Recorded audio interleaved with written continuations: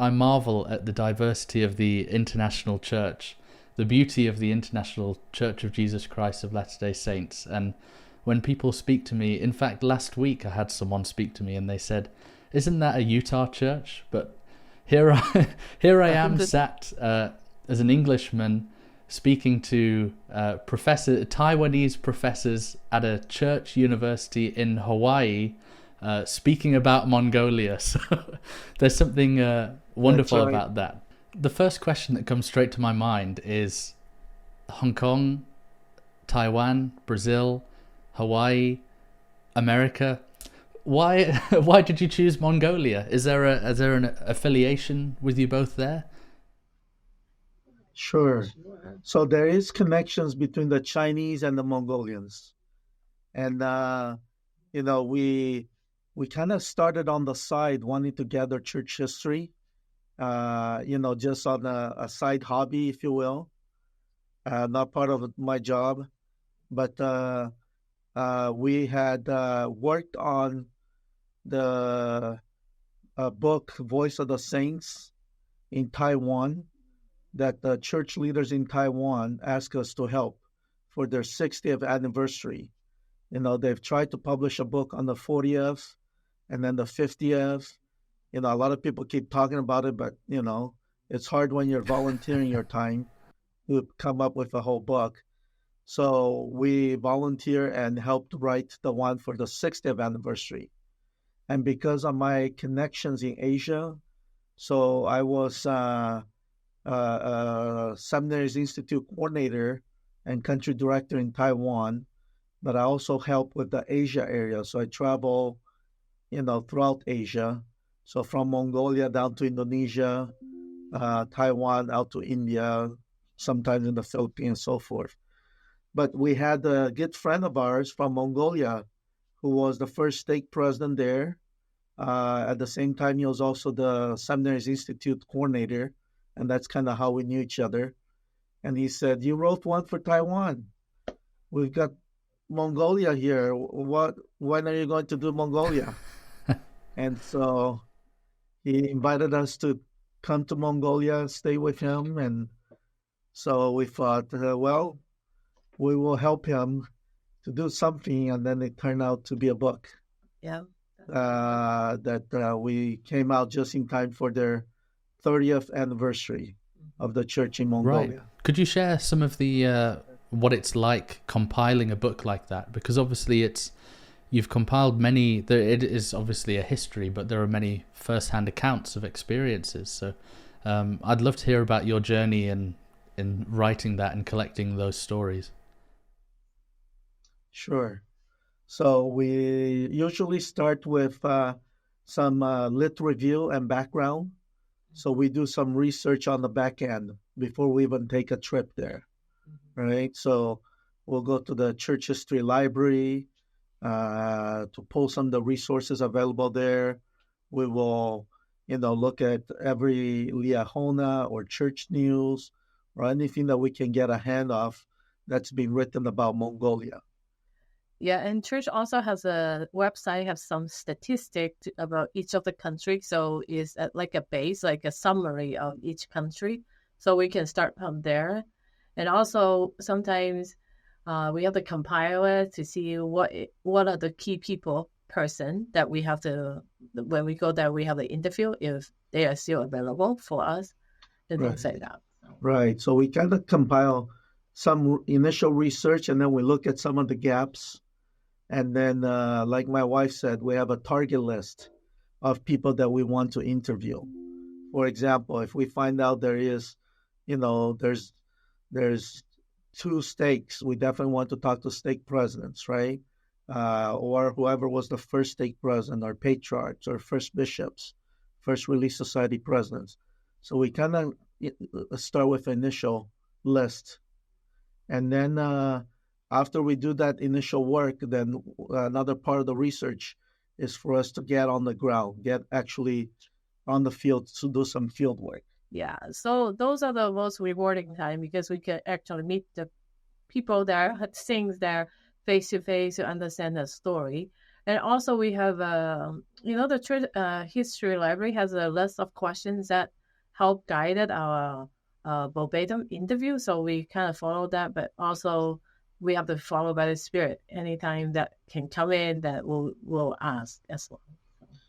Yeah, so sometimes, like my wife said, we do our homework, right?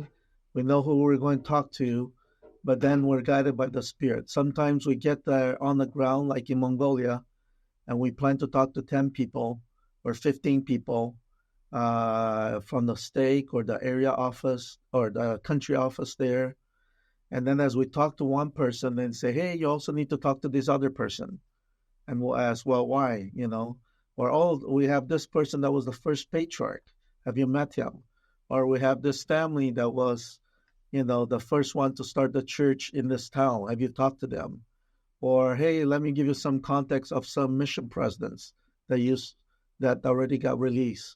And so we do our homework, but we go where the research take us. Do you have any and then standout experiences that you had while on the ground speaking to those people? Because that sounds like it would be an amazing experience. Yeah, I think for us, a lot of it is we're just touched by some of their stories, I remember the stake president helped us to line up some interviews, and people were wondering who are these professors coming and what is it that they want exactly. And it was almost in every interview we end up crying and hugging, and they walk out, and the next person waiting to be interviewed is like, why is this person crying? And we're just talking about the history. And then once they come in and we talk to them and they share their story, all their emotions and feelings come out. And then they realize, oh, that's why that previous person was crying. I'm crying now. And then we're crying. Just to learn some of the sacrifices, that they've made, and things that happen in their life, that struggles that they have to go through to be able to accept the gospel of Jesus Christ. And also one thing I think is very valuable to me is to learn the simple faith of these international things. All the church hasn't been preached to this foreign country, like Oriental country, that long. The max maybe like Hong Kong, about 75 years ago this year. But in the past, maybe about like in Mongolia is one of the newest church in Asia, like 30 years. So, but you can see how those people that they sacrifice, and then how they apply the gospel principle in their life, how they treasure the atonement of Jesus Christ in the life, that strengthen our faith as well. And I have another, you were talking about experience that this is one of the experience that we are like doing it face to face with people. But sometimes when we are reviewing record, we were reviewing record from the church history library. And then we have record that other scholars wrote this particular part of this sister who have deceased already. But when I was reading the script, her manuscript, and then all of a sudden I felt her presence. She was like, I don't want you to write this part. This is something that never people mentioned that before, but I felt that it was very important that she was like, please tell this part of me instead of the other part. I can feel that. And then sometimes we have day in the church history library is to review record.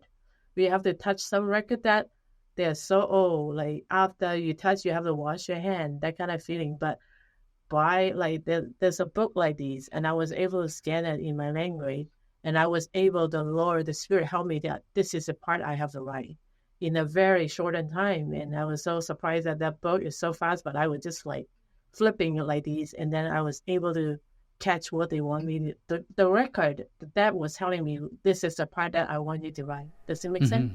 Yeah, I think it's really the spirit of the records, right, that come alive, and we really felt like there's the record of those people.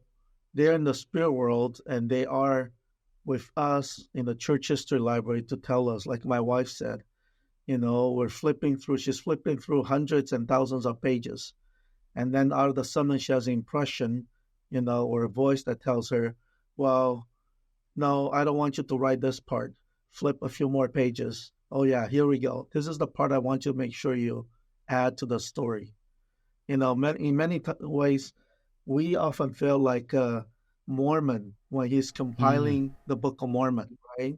He's got a library of records, and then what to include and what not to include. Even, I'll share one experience when we interview the Sister Monica, who is the translator of the Book of Mormon into Mongolian. She would say as she's translating, she couldn't find the right words. And then sometimes she would say there is some, King Benjamin's a little more picky about the words that he wants me to use in Mongolia to convey his thoughts.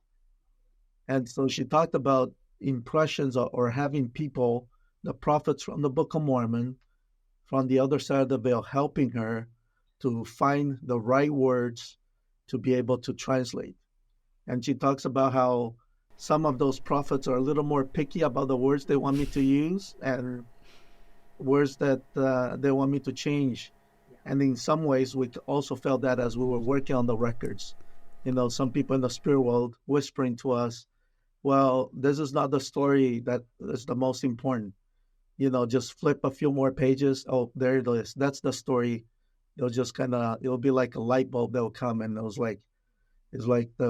just jump out of the page and says, this is the story you need to include. That's fascinating. Yeah, I remember learning Indonesian and Bahasa Melayu for my mission, and getting the Book of Mormon in Malay when it was translated while I was out there serving, and so it was so interesting to learn the stories in a slightly different viewpoint, because obviously the language is different, and with a different language and different vocabulary comes kind of a different viewpoint. So that is interesting. But if you ever need a hand, I'd be very happy to come and help with that. That would be awesome. I'm so passionate about my mission in the area. I think about it every single day. And before we get into the specifics of the church in Mongolia, it may be helpful for you to provide a kind of brief background or overview of things that we should know about Mongolia, because it's one of those countries that, I know about Genghis Khan, but not much else. Yeah. So Mongolia is known as the land of the eternal blue sky. If you go there, on a clear day, you can see beautiful, beautiful blue sky. That's where it gets the name from. And I think most people know Mongolia, basically Genghis Khan, right? Yeah, the largest land empire in the history of the world. Right? I think at its peak it was like 605,000 square miles. Just huge. I mean, today, but back then it covered all the way from the Pacific all the way out towards the Mediterranean at its peak. Yeah, 605,000 square miles. Yeah, that's today, right? Yeah. But I think that as far as the church history, really came after the Soviets left. So Mongolia was a Soviet satellite country, right? Until it left. And I think one of the first Latter-day Saints to go to Mongolia was Monty J. Burrow. And he was on a hunting trip there with a couple of his kids. One had just finished his mission. He thought, let's go on a father-son's trip. And somehow they decided to go to Mongolia. And so years later, he'll be called as a general authority in the 70s and in the quorum of the 70s, and serving the Asia presidency, and then kind of opened our doors and our way into Mongolia, visiting with the government there. There was a desire by the government to bring, individuals to help with their educational system. And so the church arranged to send the first 6 missionary couples to teach English, business, computers, all kinds of courses there. And that's kind of how the church started, with a little small group, a small branch that eventually grew. They have to keep moving, from the missionary apartments. They outgrew that. They rented a place at a local library. Then they had to move to a children's theater. And then eventually, we buy property and build buildings. And the church just grows like crazy in Mongolia for several years. And of course, we had most recently announcement by President Nelson of a temple in Ulaanbaatar, Mongolia, or UB for short. At What that time, about a the lot of things. A lot of people. Go ahead. I was going to say, who was it that dedicated Mongolia, and were there any challenges in getting to that point from the first entrance? Yeah, so I think there were some challenges because there was a couple things. One was a BYU connection. We also had a professor at BYU that was trying to communicate with the government and then notify the First Presidency and the Brethren in Salt Lake about that. And so we've had letters that went back and forth. Back then was fax machines, so they would fax letters back and forth. But when Elder Burrow went, when a member of the Asia Area Presidency went, they just arrived. They couldn't speak Mongolian. Nobody showed up at the airport. He went to the hotel and just, he couldn't understand Mongolian, and people that he was meeting couldn't understand English. And he just knelt down and prayed to find out what the Lord, asking for the Lord's help. And then all of a sudden a name popped up, somebody that he had met before. And he calls, and all of a sudden this brother comes and says, "Hey, we've been expecting you. We've been looking for you." And then all of a sudden all things kind of line up. So you really see the hand of God leading the work. Everybody trying their best, but then some hiccups or speed bumps along the way. But the Lord helps connect people. And I think it was a time where the government needed help with education, and the church was willing to provide, 6 missionary couples that could help. And then at the same time, they had the opportunity to teach the gospel, and the branch just started growing. It grew to a point where Elder Maxwell was assigned by the First Presidency to come to Mongolia with Elder Tai, who is our first Chinese General Authority, Area 7, or General Authority 70. And so Elder and Sister Maxwell, accompanied by Elder and Sister Tai, will make their way to Mongolia. And then April 15, 1993, they will get on top of the Zaisan Hill that overlooks, Ulaanbaatar, and then there dedicate the country for the preaching of the gospel, to turn those apostolic keys. That and then after that, the work just kind of took off from there. Were there any things that stood out to you when reading the dedicatory prayer that were kind of unique to Mongolia, or promised blessings perhaps?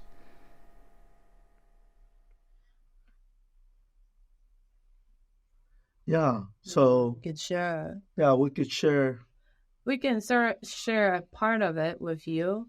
This is from the dedicatory prayer from Elder Maxwell. Yeah, quoted, "I dedicate the land of Mongolia and bless its leaders and people, its soil, and its sky to the end that the nation may be blessed, that you will so respond to the gospel message so that thy work may be firmly established here. May Mongolia even be a beacon of light to other nations." Yeah, so we love that part of his dedicatory prayer because really the Lord has blessed the gospel to take root there in Mongolia. And where he talks, Elder Maxwell talks about Mongolia being a beacon of light to other nations. It's really true. For a time in Asia, and you probably know this, in a lot of countries, we send a lot of missionaries from Utah or from the U.S.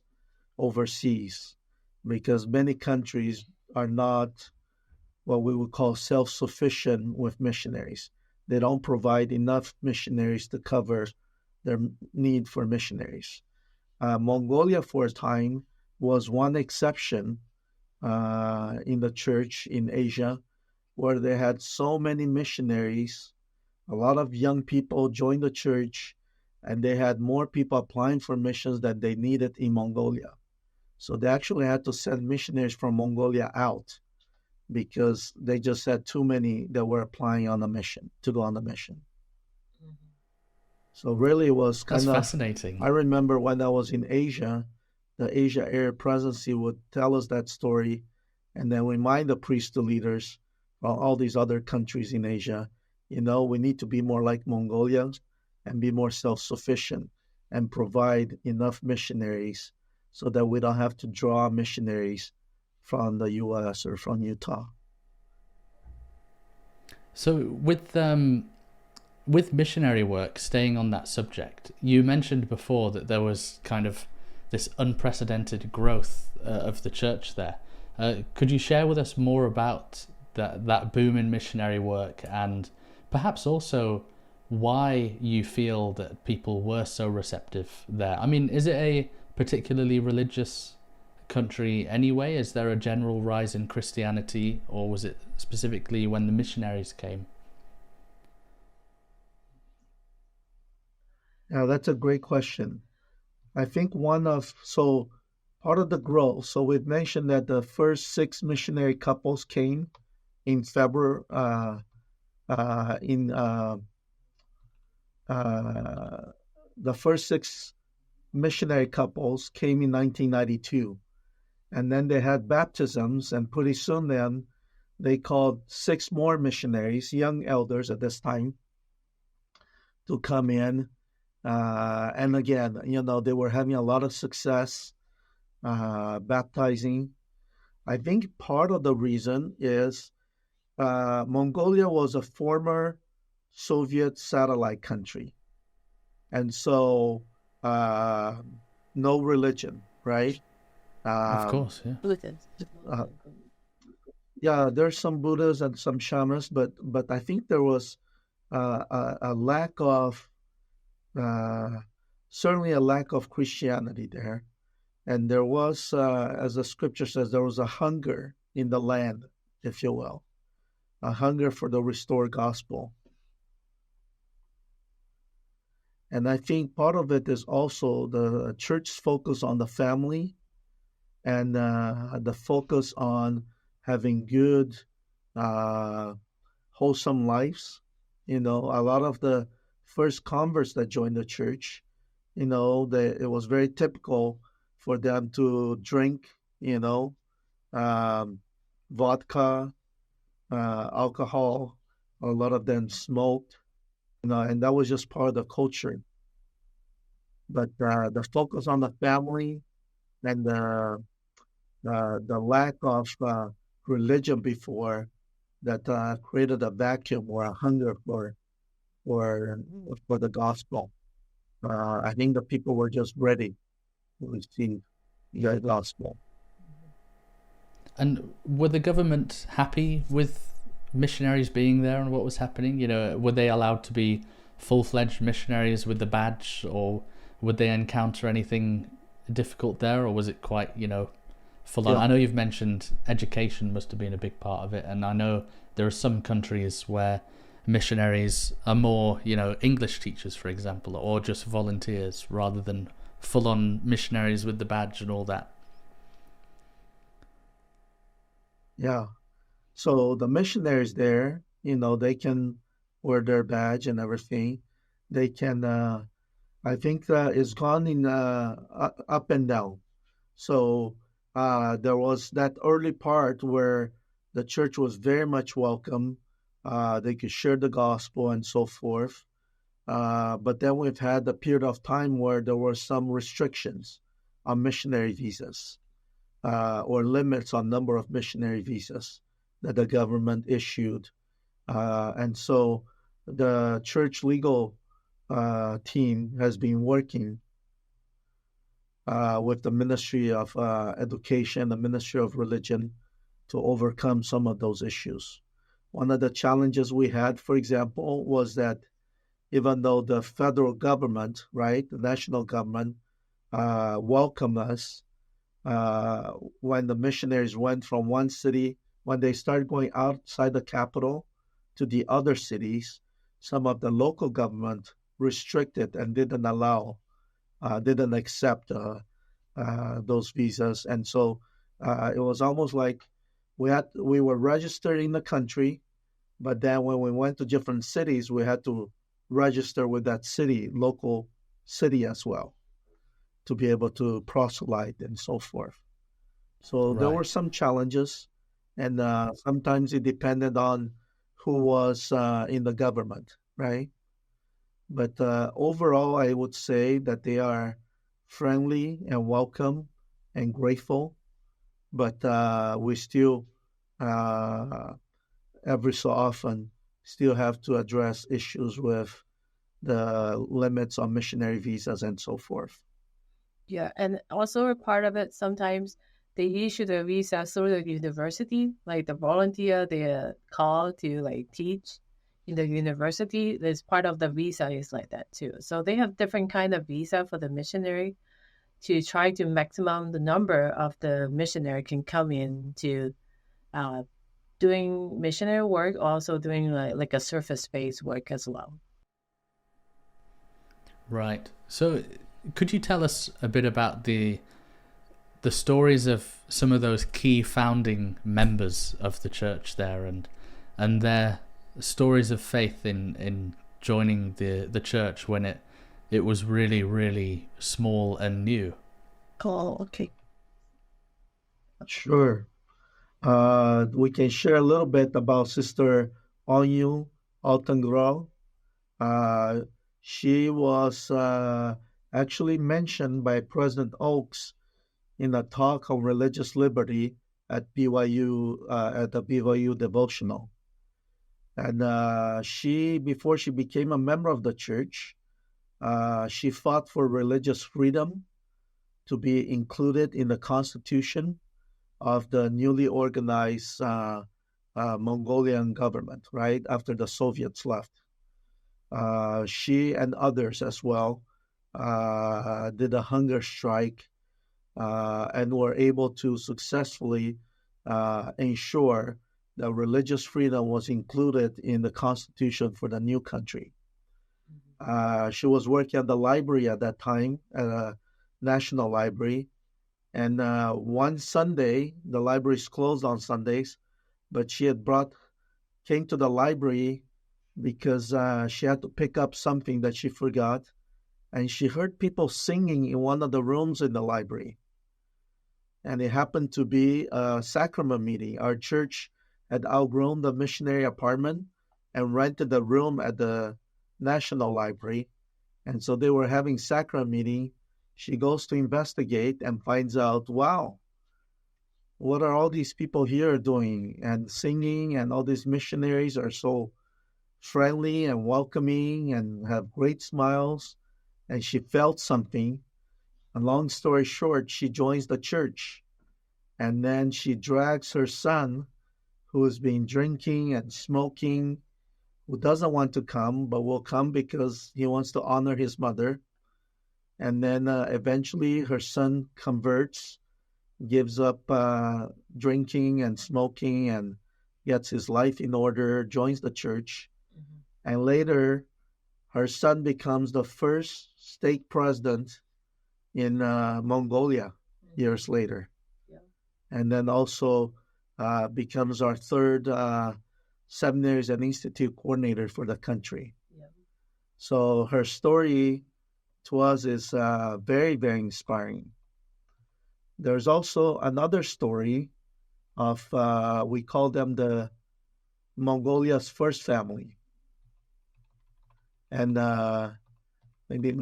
so this brother actually joined the church in Germany. Yeah.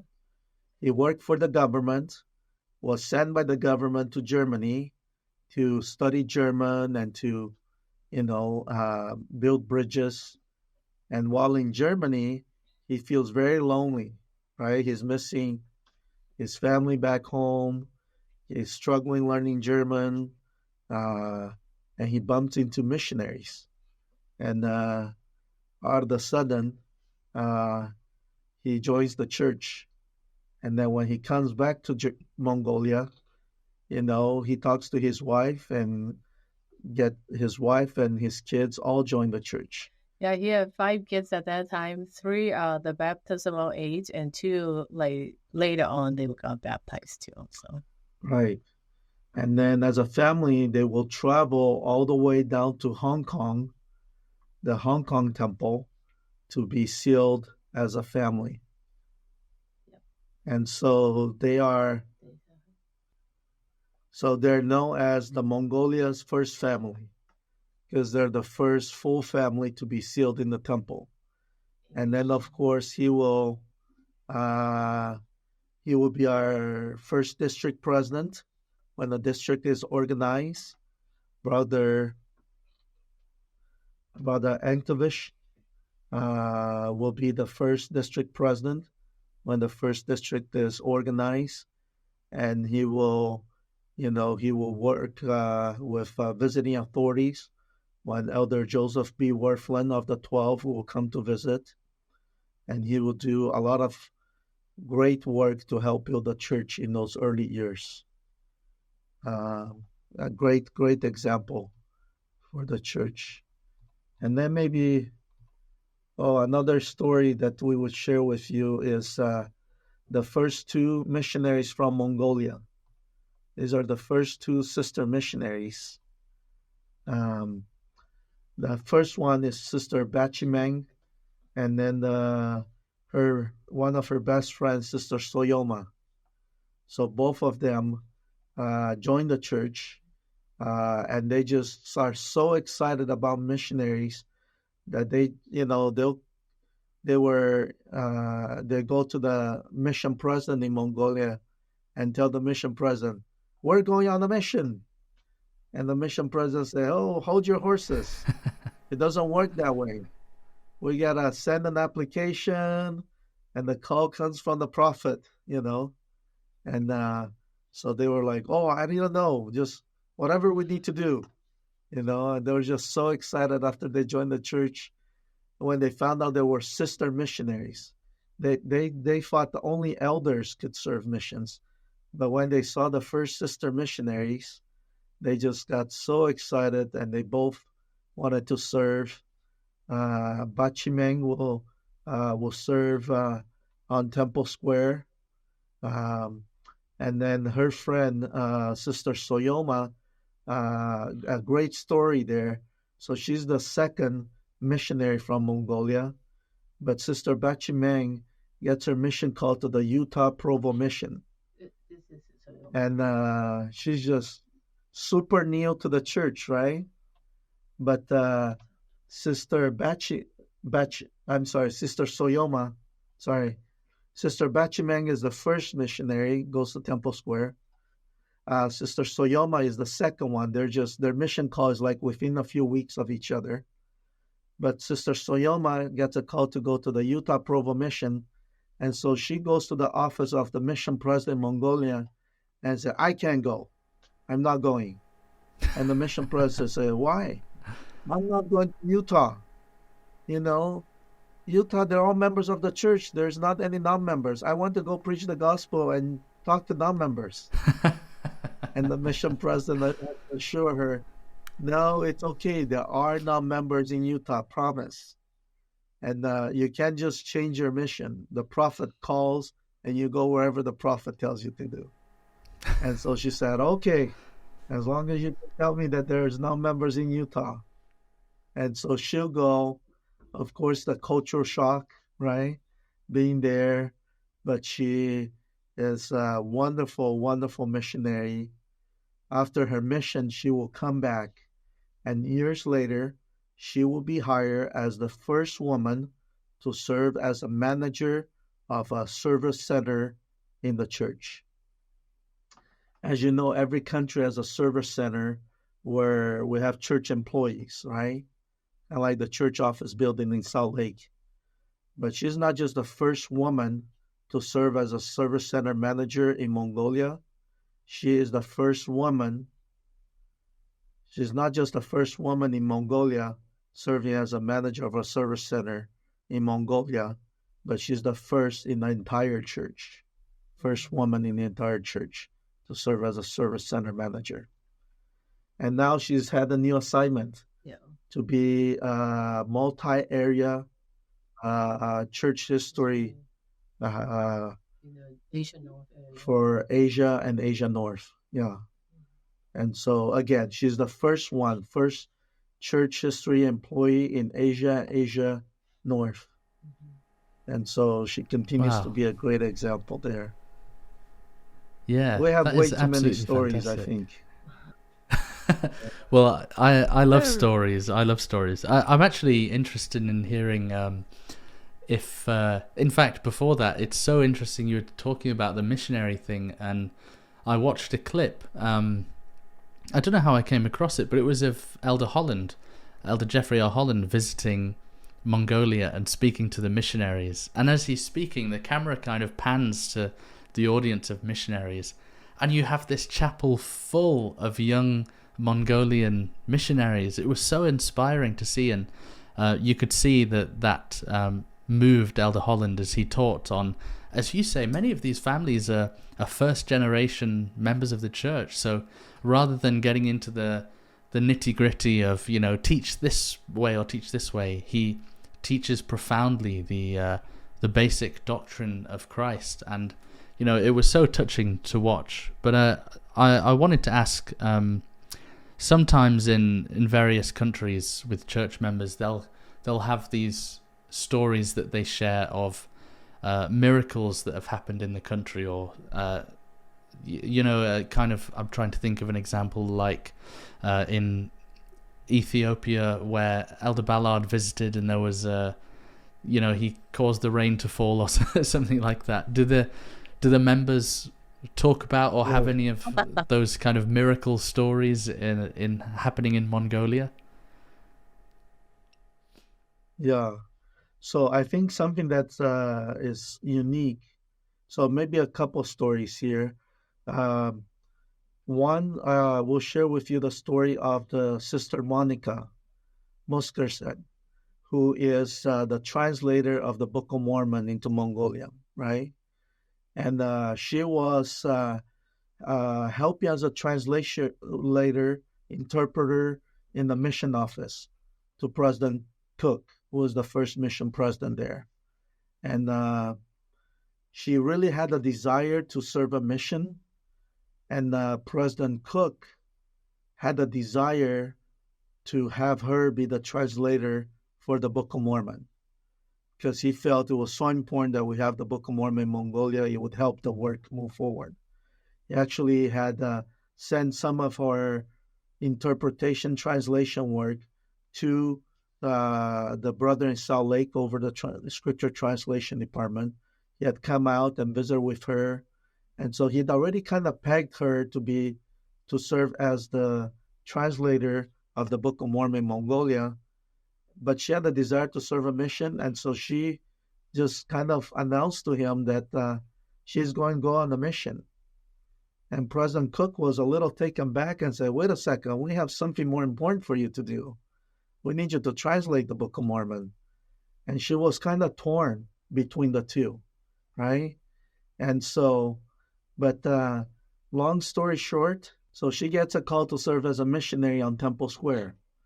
And long and behold, part of her mission call is also to help translate the Book of Mormon into Mongolian. So she will go with her missionary companion on Temple Square to the church office building, and she will have a small room with a small table, and she will spend part of her day translating. And then after that, in the afternoon, she will go with her companion back to her rotation or assignment on Temple Square. And so she begins the translation of the Book of Mormon on Temple Square. And then as soon as she finishes her mission, the Book of Mormon is not finished yet. She will fly back. They'll package all the computers, everything. She's got what she's translated so far on a floppy disk, right, that she carries with her. But she will fly back to Mongolia, where all these boxes already arrive at the mission home. Even before she goes home, she opens all those boxes, sets up, works on the translation, and this is after, flying and jet lag. She spends a full day translating before she goes home to be released as a missionary, and now she's going to be hired to continue and finish and complete the translation of the Book of Mormon. So she talks about many miracles that facilitated her ability to be able to complete the translation of the Book of Mormon.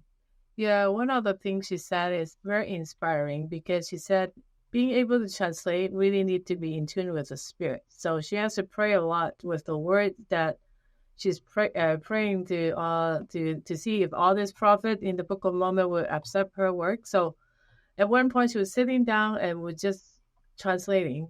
And then often she feel like, oh, I have to pray really often. So she became like kind of stand up and kneel, like in a standing position, kind of kneel down all the time.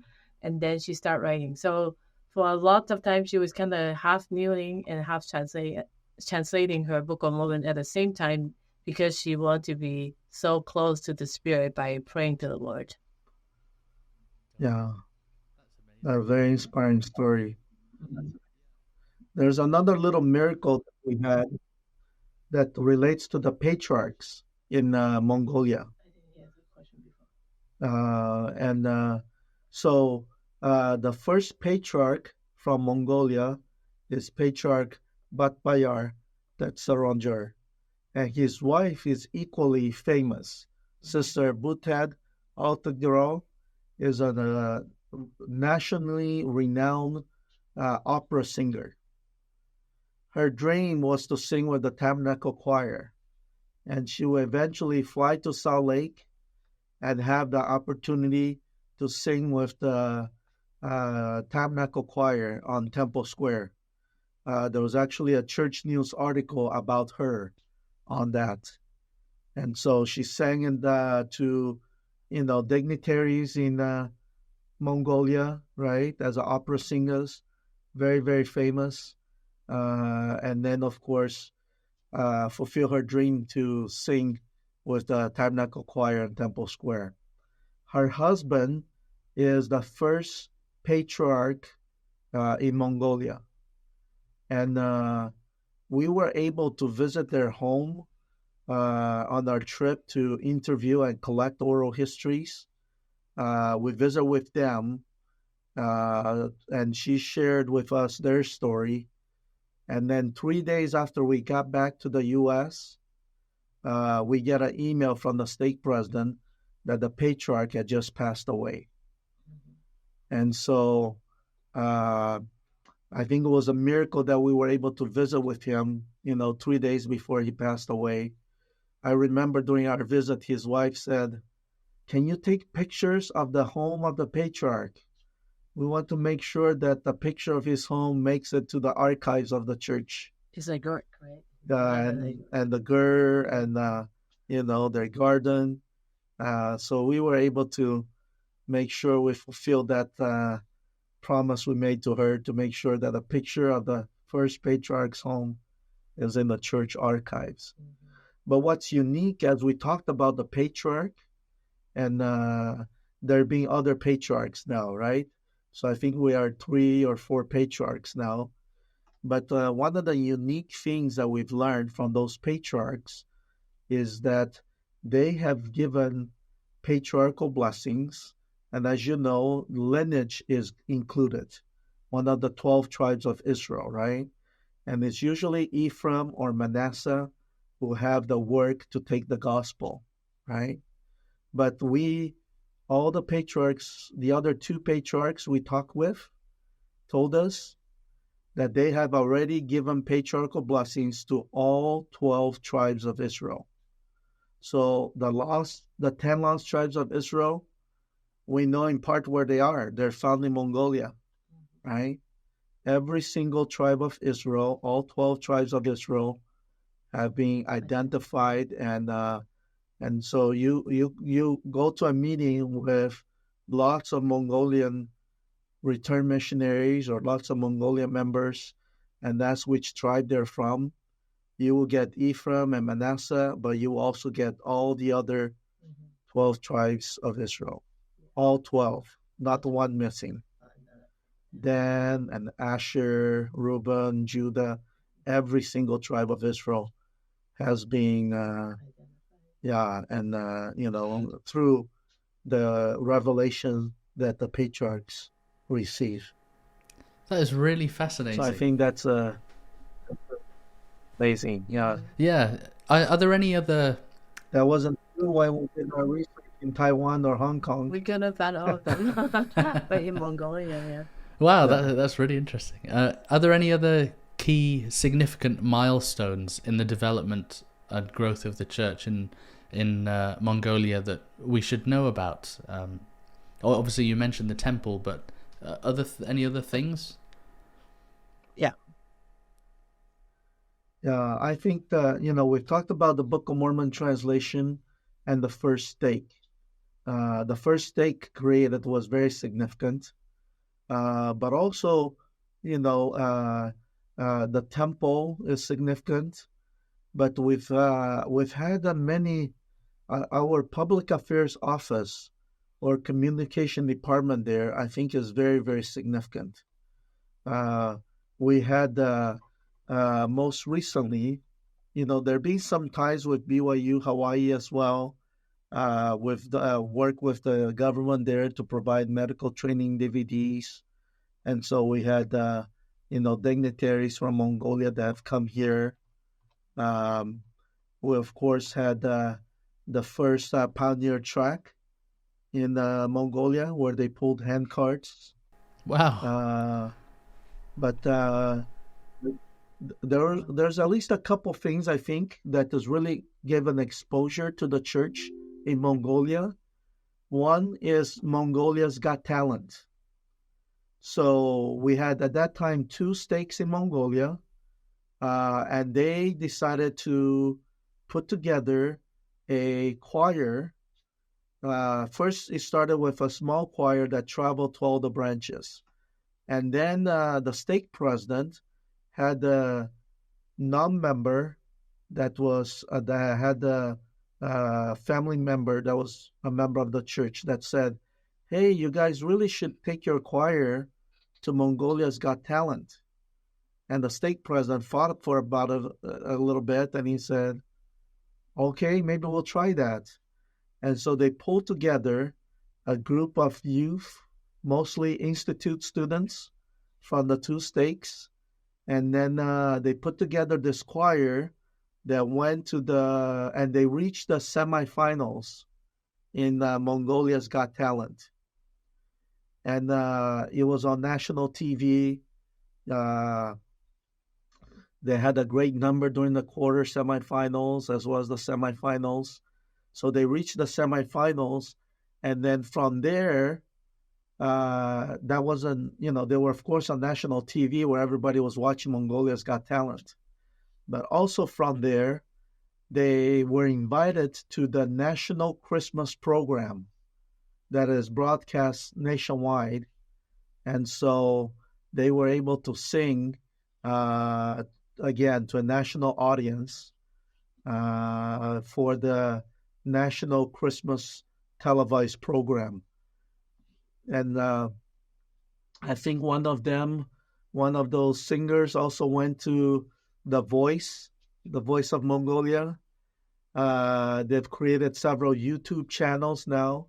A few of those return missionaries have created a MEFY group, which is MEFY, Mongolia, especially for youth, and they do lots of YouTube videos, and so that has increased the exposure of the church in Mongolia.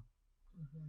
And then most recently, we've had they've of course done a lot of humanitarian projects, planting trees, or going to the national marathon or run to provide meals for runners. But I think most recently we had our public affairs sister, Sister Tufshin Gombo, that was invited when Pope Francis came to Mongolia just this past year, September 2023. Pope Francis gathered this multi or interfaith uh, discussion that was broadcasted and televised nationwide as well, right? Pope coming to Mongolia was a big deal, right? And so the Pope Francis invited representatives for various faiths, other Christian churches, Muslims, and so forth. And included in that group was Sister Tufshin Gombo, who is our public affairs representative, member of the church, who was also able to, during that panel discussion, talk about our faith, the Church of Jesus Christ of Latter-day Saints, and our basic tenets, our basic beliefs in that interfaith panel. And so we've now built stake centers, and of course, we have a temple that's being announced that will be coming. So I think those are, some wonderful things that are happening for the church in Mongolia. And also one thing I want to add that now we think that nowadays the preaching the gospel is not only restricted to just a missionary door-to-door approach to preach the gospel. There's so many ways that different platform that we can do, like your podcast, also this Mongolian Got Talent, and also other maybe YouTuber. They are trying to use this channel or a platform to promote or to preach the gospel as well. Absolutely, yeah. And, I was, based on that, it would be great to get a picture from you of what does the current church, the current situation of the church in Mongolia look like, and how do you feel about the future of the church going forward there? It sounds like it's in very safe hands based on what you've been saying. Yeah, I think that, in recent years, we had some speed bumps, right? We mentioned the visa issues. But at the same time, we're very hopeful. We had, for example, we built the first stake center there in Ulaanbaatar, and it's being finished for about a year. And we haven't been able to get the proper permits from the government to allow us to use the building. But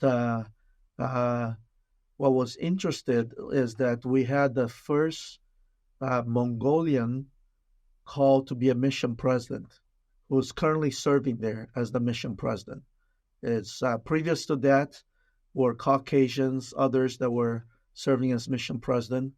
But President Namgar, he was living in Salt Lake, married someone from Japan, but is from Mongolia, and was called on a mission there. And because of his understanding, because he's local, right, and he's able to find individuals that help open doors to allow us to be able to now, just this last year, they began to hold the first meetings in this brand new stake center in Ulaanbaatar, which is wonderful. And then, of course, we've had Elder Neil Anderson of the 12 that made a visit there as well to try to work with the government, right, and to get some assurances, right? We want to make sure that if we were to build a temple there, we can open and use it, right? And so I think the announcement that has come of the temple in Ulaanbaatar, Mongolia, is very, very historic. And there's a lot of work that was done behind the scenes to facilitate those things to fall in place. And really, I think is the Lord's hand is it really in this work, because you have individuals that have no idea how are we going to resolve some of the challenges and obstacles, and all of a sudden the Lord provides a way. Just all those little miracles that are really huge miracles to allow the church to grow, to now put a temple in Mongolia. And I think once the Mongolia temple is dedicated, previous to the dedication, we always have an open house and to allow dignitaries and the people of Mongolia to tour a temple of the Church of Jesus Christ of Latter-day Saints in their home country. I think that will be that would just be huge, and I'm very, very optimistic that with the temple coming, the open house, and then the dedication, every temple that's dedicated brings more light, and then lessens the power of the adversary. And so, I think that there's great things that are happening. I'm currently serving as a stake president here at BYU Hawaii, and for the married student stake. And so we have many of our Mongolia saints that are here at BYU Hawaii studying, and we have them called to serve as temple workers. And we tell them that you need to learn how to serve as a temple worker and learn the ordinances and how to officiate in those, so that when you finish your education here at BYU Hawaii and go back to Mongolia, you will be able to help us staff and start the temple there in Mongolia. So lots of connections between BYU, Hawaii, and Mongolia, as well as other countries in the Asia and Pacific area, where we're preparing many of them to be able to go back to their country and build and strengthen the church in the Asia Pacific area. Part of some of the prophetic mission for this school here at BYU Hawaii. Yeah, that's fantastic. Are there any fun cultural kind of differences in church in Mongolia? And from my mission, I'll give you an example where when someone from the stand says good morning or hello, everyone shouts it back. And I always found that fun as a missionary. Is there anything kind of like that in Mongolia? Well, there's one thing that I don't know, is it very interesting but very unique in Mongolia, is like usually when you have your child, right? You have your last name given to your child, the father's last name. But in Mongolia, it's father's first name. They use it as the child's last name. So trying to retract the genealogy makes it very difficult. Oh yeah. And and everybody goes by first name. Yeah. So if I'm in Mongolia, my name is Felipe Chou. They will call me Brother Felipe or President Felipe instead of President Chou. Right? And so that's something a little unique about Mongolia. The other thing about Mongolia is, some of their activities is really, really fun. Wrestling is really big. You may have seen some pictures of Mongolian wrestlers, and how they dress. Once a year, they have a national festival, and many of the wards or stakes or branches and districts, they will have some activities where they will include the wrestling, mostly men, but a few women now. But they also have they've got some key ones, right? So wrestling is one. Mongolia archery is another main event. Horse races, right? And also their the food. They eat a lot of meat, Mm-hmm. a lot of meat. And milk. And yeah, Goat milk. so they've got, it's not just cows, right? They also have horse. They will have Lamb. horse milk, for example, mare milk, Wow. which is an acquired taste. Yeah. But also horse meat, right? Yeah. They have yak Yard. and camel, goat Yeah, goat. and sheep, but they also have a nomadic society to some degree. Yeah. So they have their gers. So if you're ever in Mongolia, you definitely have to at least stay in one of their gers. Yep. And you've probably seen them. They're like a huge tent home that they move and travel with the herd, right? Because the herd graze the field. And there's so much land here that if you want to go camping, you just drive on the main road, get into the countryside, and just pull over anywhere you want, and then just make camp. You don't have to register or anything like that. So when we were there, is it 2018 or 17? 18. 18, when we were there, they took us like this is only one road in Ulaanbaatar, the capital, to go Takes out. to take out in and out anyway. So we were there trying to drive an hour to go to instead of work, like we were going to see in the mountain. And I was expecting this road on the mountain, but no, when they say, oh, this is the mountain, they just go off. Yeah. It's on the Off-road. grass, off road, and They make their road. They make their road, and it was very interesting, but it was really fun. And on when I stay in one of their gers, it was pretty hot, and I was asking, well, what do we do? And they just flip the bottom open, and the air just flows, and there's your natural air conditioning for the ger. And then they'll heat it up by using, we call them buffalo chips, right? Or cow pies, right? Mm-hmm. So when the cow takes the dump and then it dries up, those cow chips, they'll collect those and use that to heat up the ger. But probably they have more modern ways. Yeah, right now. There's more modern. There is ones that are heat up by wood now and coal. But a lot of them still, in the nomadic life, they still use those cow chips. Yeah, there's a good cow pies. Yeah, and also there's a geographically the big Gobi Desert there too, right? Yeah, the Gobi Desert. The Gobi Desert, and then also in the summer, a lot of people we talk about the elder walk. And why did he come to Mongolia? Because one thing he'd like to take a hunting and fishing trip with his son. So in the summer, there are lots of people like to go fishing. Did you go fishing last time? Yeah. Yeah, he went fishing last time when he was in Mongolia in the summer. Yeah. But they've got beautiful rivers, just beautiful country. Beautiful country. And great variety. Wonderful people, in Mongolia. We talk about whether it's England or the U.S., the church has advanced so much. Yeah. But in a lot of these countries, including Mongolia, we're still in the Kurlan years or the Nauvoo years, right? The Missouri period. The church is still so very young.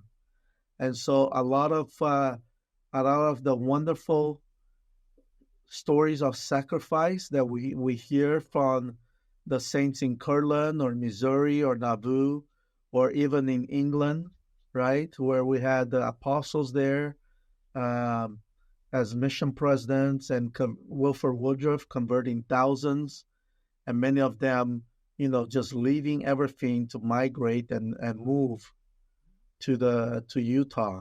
At one time, we had more members outside of the U.S. than in the U.S., and that was in England, in Europe, right? This is before now, in the early history of the church I'm thinking of. But I think people don't realize how new the church is in Mongolia. 30 years compared to 200 years of church history now. But a lot of these members are first pioneers in Mongolia. and are doing great work to help grow the church in Mongolia. That leads very nicely onto my final question, which is, what if we could take people who are listening to this, if we could take one thing away from what we can learn from the saints in Mongolia, what would it be? I would say learn about their stories of sacrifice and faith, because there are so many wonderful, inspiring stories of just, regular rank and file members of the church that, because of their testimony, have been willing to sacrifice, and for the cause of Zion, they've been willing to exercise their faith when they don't know what's going to happen next, right? Taking that step into the dark before the Lord lights that step for them. But I would say, learn about their wonderful story of sacrifice and faith that will inspire you and increase your testimony, but it will also help you to see the hand of God at work in Mongolia as a whole, but also in the individual life of each of these members. Then also to me, I feel like something that very simple and beautiful about it is we can learn from them how to be happy. Even though they live in a very, it's still compared to UK or US, they are more like nomadic life. But those people are happy. They see the beauty of the gospel. It's the simplest of the gospel that intrigue them to become more happy. So it really doesn't matter what we have, how much we have. We have to know that the core happiness that comes from life is follow the example of Jesus Christ, follow his doctrine, follow his gospel that really make us happy. Amen to that. Thank you both so much for coming on today. I was really looking forward to it, and it's just been so enjoyable.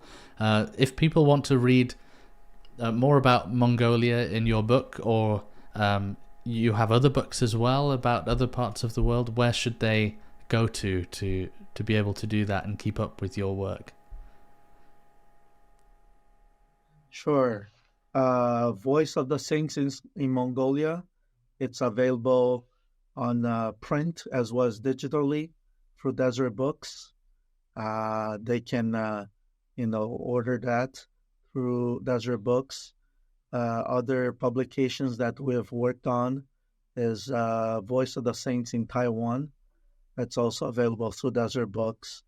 And then we've been working on several country histories that are available in several journals, including the LDS Historical Studies, which will have things like Asia, Hong Kong, Indonesia, Guam, Micronesia, Indonesia, and others.